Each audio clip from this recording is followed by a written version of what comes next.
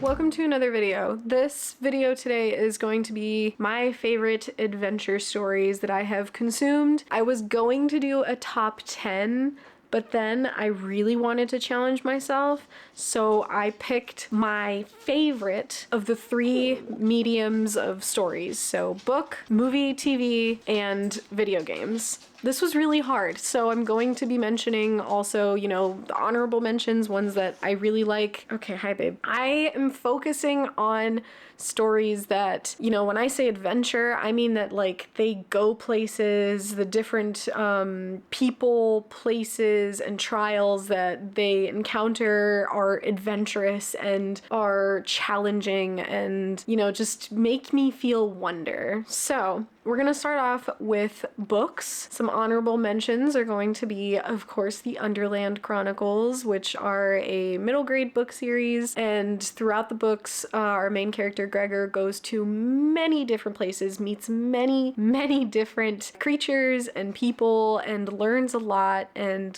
a lot happens. A lot happens in those books. So if you want a pretty easy read that's also a series, then I highly recommend them. Another honorable mention would be Nettle and Bone, which is a short book. It's not quite a novella, but it's very short, and it actually, for such a short book, a lot happens in that book. I don't think that they really go to many places. There are a few places that I thought were very interesting, like a Fey market. They go into these underground catacombs, but really the big adventure in this book is the people that they meet and the different interactions that they have with different critters. It's hilarious and also sometimes a little terrifying. Another one would be Percy Jackson and the Olympians, another middle grade series that I read when I was very young, and I genuinely want to reread again because I remember so many different people that these kids meet and that they have to fight and that they have to sometimes solve riddles with, and the places that they go to. I mean, it's based on Greek mythology in our world today, so it's very interesting to see it modernized and put into our setting of like New York and places that we know of. So that is very, very fun. And there's going to be apparently a new,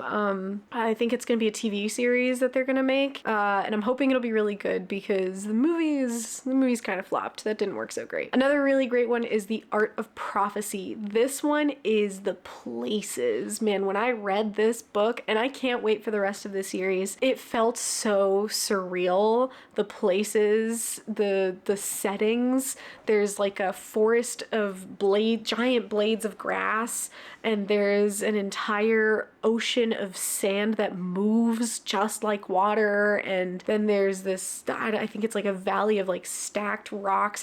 I don't know, it just sounded so amazing, and I cannot wait to adventure more in that world. Another one is one that I read very recently, which is The Adventures of Amina al-Sirafi. As much as like it says The Adventures of Amina al-Sirafi in this first book, we are kind of limited in places that we go to because, well, it's kind of Amina al-Sirafi being taken out of retirement for one particular quest and not really wanting to go back, but we do go to some pretty incredible places, ones that I did not expect, and we meet some very cool characters in that one as well, so I can't wait to see what else happens in that trilogy that is not yet complete and actually only started this year, 2023. And then there is The Winnowing Flame. I have a cat who just puked on my floor.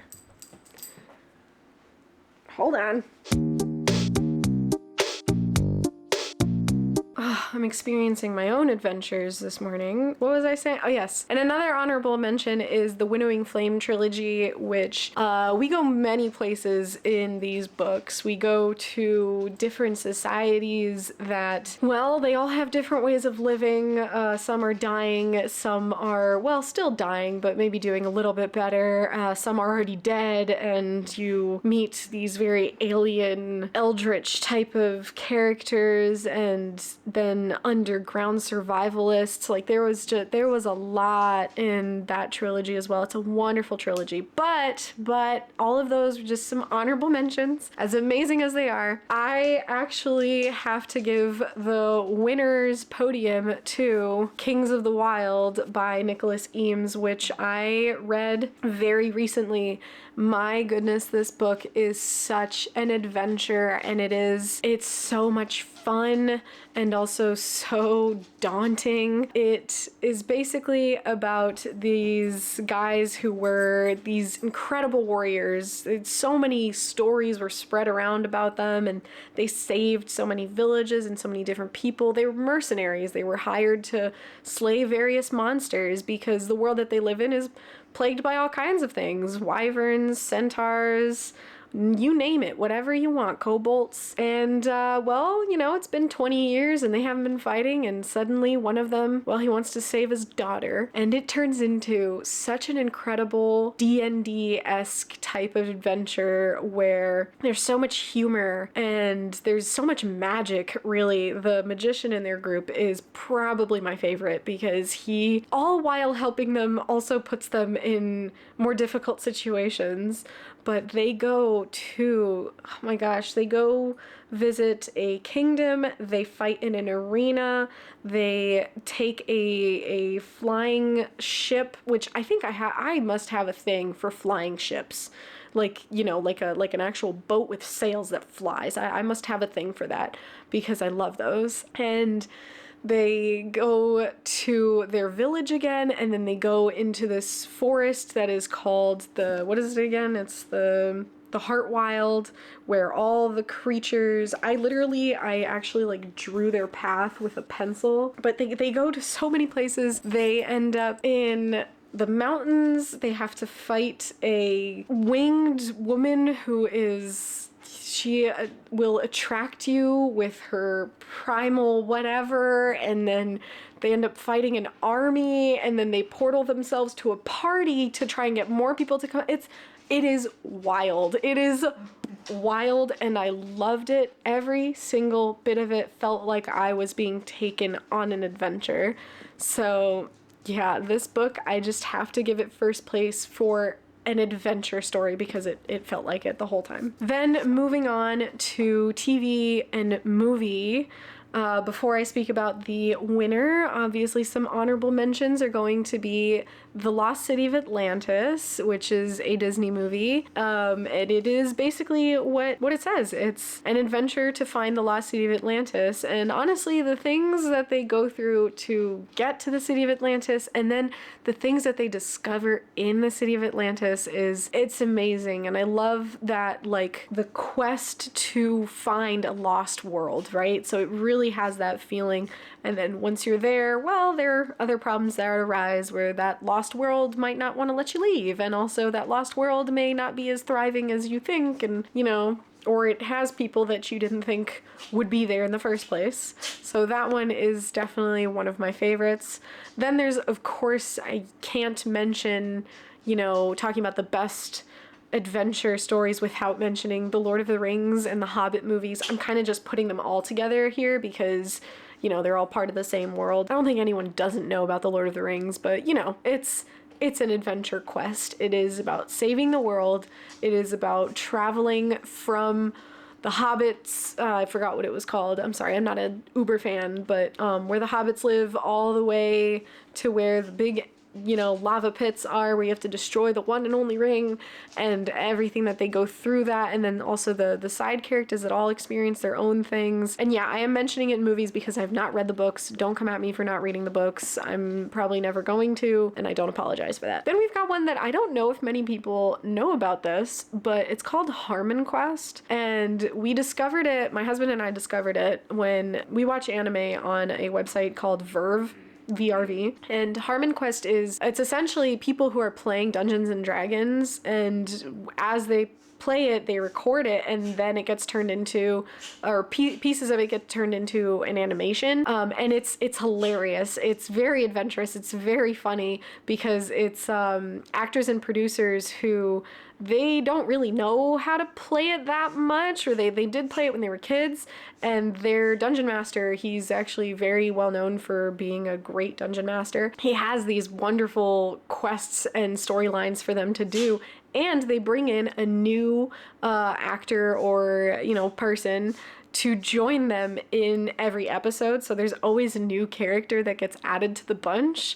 Whether that character ends up being helpful or not all depends on what happens, but it is hilarious, and I highly recommend you check it out if you like fun quests, and especially if you like Dungeons and Dragons. It's very, very fun. I cannot talk about adventure movies without mentioning Treasure Planet. I love Treasure Planet. It is an honorable mention though, because as much as it is an adventure and it is another quest, you know, to find treasure, they don't encounter as many adventures as could have potentially happened, but there is quite a bit that does happen. I mean, they almost get sucked into a wormhole, and the planet that they land on, Treasure Planet, is quite interesting as well. And you meet Ben. Ben is great. Definitely check out Treasure Planet if you enjoy aliens in space, and just it's fun, and it's a coming of age story that I absolutely love. And of course, Spirited Away is a great one in my opinion, and I don't know if many people would consider it adventure, but I do, because the different things that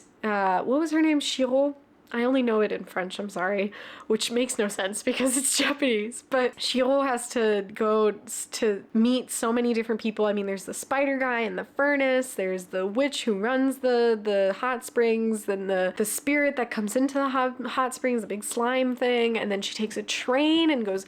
There's so many different things that happen in Spirited Away, and it's so fantastical and so magical and so adventurous. She goes on so many adventures to try and save her parents. It's incredible. But the winner, in my opinion, my absolute favorite adventure movie / TV, whatever, is Sinbad. I love Sinbad. I absolutely adore the adventures that we go on when we watch that movie.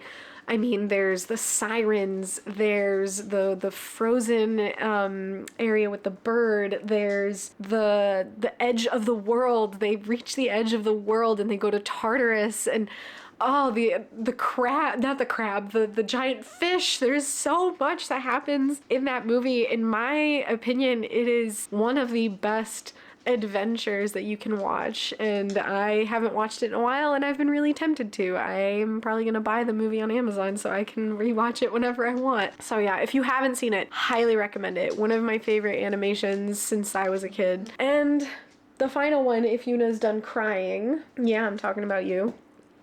Did you not go poo-poo or something? What's your problem? My pets are the reason that I end up having to edit so much shit out of my videos. Okay, the last category is video games. Eunice smushed her nose on my glasses. So I have not really played very many different video games. I'm working on it. That's why I stream every weekend now. So if you want to hang out and see me play different games, I'm trying to complete games on stream. So yeah, but there are a few playlists if you want to check those out. Anyways, there are some games that I'm going to mention here that I have not really streamed, but some of my favorite adventure games, honorable mentions. First one is Horizon Zero Dawn. I have not played the new one. Sorry, haven't gotten around to it yet. But Horizon Zero Dawn it's incredible. It's amazing. So in this world it's the future, there's machines. You play a character who is essentially trying to figure out how to fix the world and kind of what happened to it, which in itself is an amazing adventure quest. But the map where you get to go, I was honestly shocked, because you start off in like these kind of mountainous forest area, and then it's like open desert, and then you go up to frosty snowy mountains. It was amazing. I was blown away by it. The different robots that you encounter too were very interesting. The fact that they are, you know, shaped as animals, that was really fun. Another honorable mention is It Takes Two. I have not finished this game, sadly, because you do need another person to finish the game, but I love how it works. So again, I did say you do need another person because you're kind of doing these puzzles. You're solving your way out of very simple settings, but as tiny like doll people, because you are a married couple who is going through a hard time, and your daughter had a wish and accidentally turned you into tiny dolls, and you get these interesting not weapons, so I mean you can use them as weapons in fights, but these like little machines that you use to interact with the things around you to try and solve, you know, like jumping puzzles or swinging puzzles or time puzzles or things like that. I love how you are first in like the basement or the attic, and then you end up in a bedroom, and then you're in the one of them was like this weird dream world or something, but I think it was maybe in like a snow globe or something. I don't know. I love that though. I love the concept of, you know, miniature magic, I guess, like what happens when you become tiny. Point is that it's great, and I do want to be able to finish it, although the person I was playing with, I don't think I'm gonna be able to get them to finish it with me, so I have to find someone else. Ryan might be able to, I don't know. Another one is Witcher 3, which I recently finished on stream. I did not play every single side quest, so I can't say that like I explored everything in the game, but it is quite extensive in the places that you can go to and the different, I mean, I was personally shocked at how much you could explore. I hate open water, so I didn't really like the fact that you could, you know, row to different islands, but that is a big part of the adventuring, and it's great that that you have that capacity. You can also swim, which I also didn't like, but you can go down into the water and swim. And there are different like caves, and gosh, there are like mountains that you can climb up to, islands that you can sail to. There's the bogs, the swamps. There's so many different places in that game, and honestly, it feels like the kind of game that you could spend so many hours. I actually did Google it to play everything. I think it was like 150 hours of gameplay to do every side quest and every little thing. So yeah, also there is Gwent, a card game. So if you like card games inside of a very extensive adventure type of game, then you might love it. And a final honorable mention would be Genshin Impact. Now, this game is not a linear story type of game. I mean, it has a main quest, but Genshin Impact is a free game. I think it's a Chinese developer. It is a gacha type of game, which means that you kind of roll whenever you can roll for different characters, and it's a farming simulator, so you do a lot of grinding in the game. But I want to mention that for the fact that it is a free game, the quality of it is very cartoon-esque, very anime-like, but still, like, I was standing at the top of a mountain at one point and like looking out, and the render distance is crazy. It's wild. And then even just the scenery, like they are based on real cultures. Like there's the islands of Inazuma that are based on Japan. There is, I was about to say Westeros, but that's not what it's called. I forgot what it is. But the first area that you land in is based on Germany, I think, or Europe in general. And then there's Liyue, which is based on China. And then I think the new area that I haven't even gotten to is Sumeru, and Sumeru is based on like the Middle East. But it's incredible. Like there are different interactive ways of moving through the world, and it's all based on elements. And also like the primary, basis for the game is adventuring, is that you explore, or not adventuring, but it's exploring the map. It's finding the little chests that are hidden in places, or there's these things called sealies, like little spirits that'll unlock things for you. It's just very extensive in everything that you can find. So I did want to mention that one. Although I don't think it maybe is very much of like an adventure, it is very extensive in its exploration. But the winner, in my opinion, for one of the best adventure games that I've ever played is Star Wars Jedi Fallen Order, which I am not a massive Star Wars fan, even though I did watch all the movies when I was very, very young, mostly because my older brother was a huge fan, and so if he watched it, I had to watch it. But I played Star Wars Jedi Fallen Order. I don't even remember why. I can't even remember buying it. I wonder if someone got it for me. I don't know. But when I started it, man, I played through that game so fast. And, well, not fast, but I was so invested in it because, I mean, you go to different planets and you go to so many different places, and the people that you interact with, and the fights even, and the mechanics that you can do. There's also a few puzzles in it, which I absolutely loved. I mean, in general, I loved that game, and then I heard that there's another one coming out, and I'm really excited to play it because, man, it was so good. And gosh, I can't even describe. I remember that there was like I'm gonna make a lot of Star Wars fans angry. They're gonna be like, oh, you don't know the right words. I think you end up helping the rebellion, and on that planet there's a lot of puzzles. I remember having to go through like these cave systems, and then you got to these ruins, and then there was that other planet where it was all like grass, but then it just would fall into these big crevices, these like trenches in the ground, and a lot of ladders and things, and yeah, there was a lot in that game, and I loved it, and I cannot wait for the next one. So that one is my winner in my opinion. So if throughout all of these honorable mentions and winners you did not quite hear my top three, my winner for best adventure book is Kings of the Wild by Nicholas Eames. My winner for best adventure movie / TV show is Sinbad. I don't think that's the whole name of it, but I'll have a picture of it anyways. And then my winner for best adventure game is Star Wars Jedi Fallen Order. So yeah, it's long. I realize that I might have rambled a lot about all of these, but I really do love all of them. Action adventure is my favorite genre for any medium. Love it. Absolutely love it, especially when it's done well. And I mean, I obviously have not watched, played, read all of them, but if there's some that you absolutely love that you think I might really enjoy based on my winners and my favorites, then please, please, please feel free to leave them in the comments and I will check them out. So with that, I will see you in the next video. Bye. I've seen a lot of change, been through a lot of pain. Some things are not the same as they were a year ago, but all will be